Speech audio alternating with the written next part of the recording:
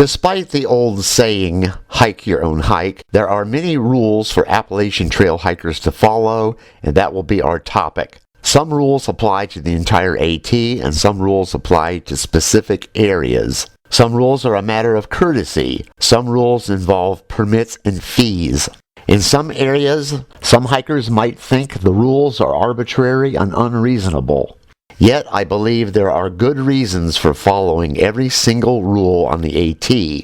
If we think about it for a minute, some rules are easy for us to understand because they are designed to protect the wilderness environment and minimize human impact. As I speak in early September 2015, stories in the news suggest there is another reason to follow all the rules. The reason is to protect the Appalachian Trail as an institution and as a resource. Many of you, I am sure, have seen these stories and were surprised like I was. Virtually all the other backpackers I have seen on the AT cleaned up after themselves and were perfectly well behaved. In the description, I have put links to 3 of these stories. They all deal with alleged rule breaking and misbehavior by AT hikers. Foremost among those upset is Jensen Bissell, the director of Baxter State Park in Maine. Mount Katahdin, the AT's northern terminus, is in Baxter State Park. Mr. Bissell has told the Appalachian Trail Conservancy that AT hikers are breaking Baxter's rules so often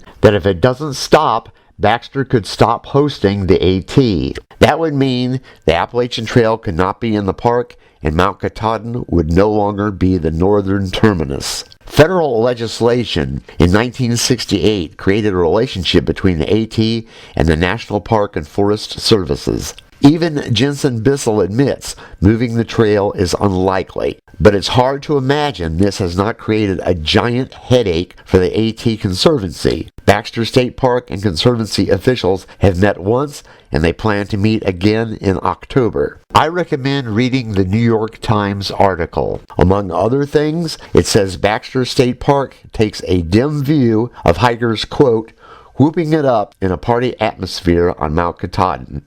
It also says more substantive rules have been broken. For example, hikers leave trash, they try to sneak their dogs in, they camp where camping is not allowed, etc. The New York Times said Mr. Bissell was also highly critical of Scott Jurek, the marathon runner who recently ran the entire AT. The New York Times article includes those allegations in Scott Jurek's vigorous defense of himself. But it's clear Jensen Bissell's dim view of AT hikers was well established before Scott Jurek entered Maine. No matter what someone might think of Jensen Bissell, he cannot be ignored. Baxter State Park could still create a system limiting the number of long-distance hikers. Maybe Baxter State Park has more strict rules than the rest of the AT. Maybe Baxter State Park is blaming AT hikers for trash that's really being dropped by someone else.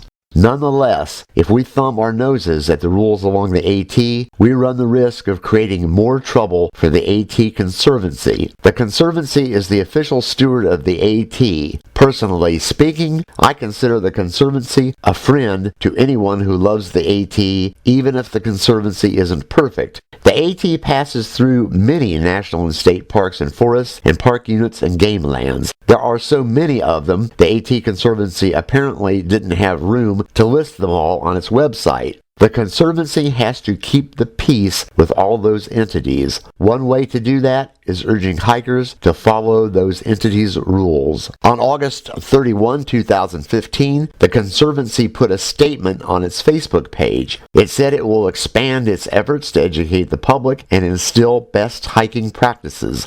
The Conservancy also said the great majority of hikers respect the rules, and again, this has been my experience. If there is one rule that applies along the entire Appalachian Trail, it is carry out your own trash, and we'll talk about that later. Another rule that's in effect along large sections of the AT is a ban on campfires anywhere except in designated fireplaces typically found at shelters and lean-tos. What are the rules that apply to specific places? How do we know what those rules are? You might see signs like this. Notice that the ever-present rules about trash and campfires are included. Areas along the trail that prohibit camping are often marked by signs, and I have seen those areas marked on maps sold by the AT Conservancy. Also, in some places, hikers are required to sleep at specific spots. At certain times of the year in the Smoky Mountain National Park, hikers must sleep at shelters. In Maryland, hikers must sleep at designated campsites. It's important to know what the rules are in any given area.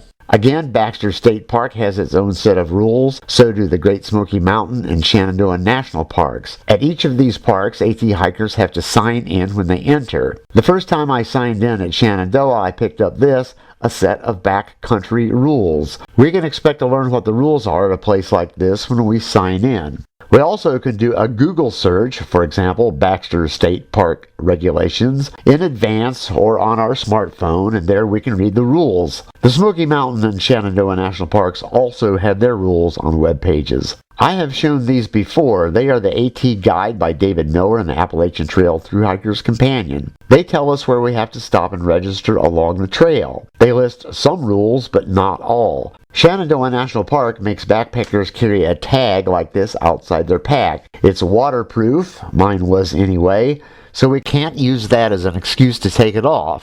Also in the description I have put a link to the AT Conservancy's page on rules, regulations, and permits. I suggest anyone planning to hike on the AT give this page a long look. Among rules along the AT, the Smoky Mountain National Park charges hikers a fee, and there's a permit that goes with that. Let's summarize a few points about some of the most common rules on the AT. When hiking, I would put trash in plastic grocery bags and carry them in a larger trash bag until I could throw them away at a trash can.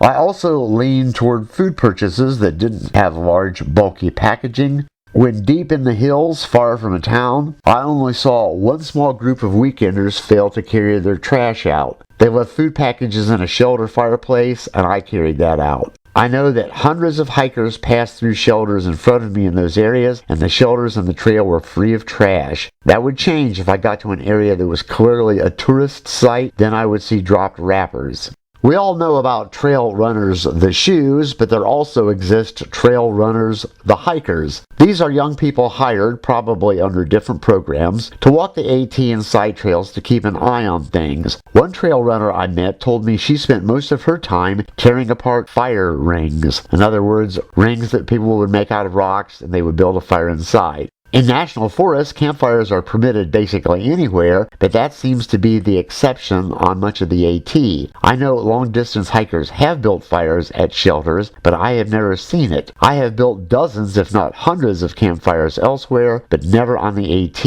On the AT, I always felt like I was too busy or too tired to mess with a campfire. Earlier, I talked about the risk of dumping food or dishwater anywhere near a campsite because it could attract mice or a bear. Another basic rule is to stay on the trail, which seems easy enough, but on switchbacks, some are tempted to go uphill or downhill for a shortcut. Many places are so steep that anybody trying this could easily fall and crack their skull. I have heard there is a right-of-way rule on the AT. A hiker going downhill is supposed to step aside and let an oncoming uphill hiker pass. Whether downhill or uphill, I always stepped aside for another hiker. I use it as an excuse to catch a breather. I earlier discussed the rule that hikers can sleep in a shelter or lean-to if there is room, and someone taking up too much room by, for example, pitching a tent inside the shelter would be violating that rule. Again, through hikers I have seen would squeeze in tight in a shelter to make room for another hiker, particularly when weather was bad.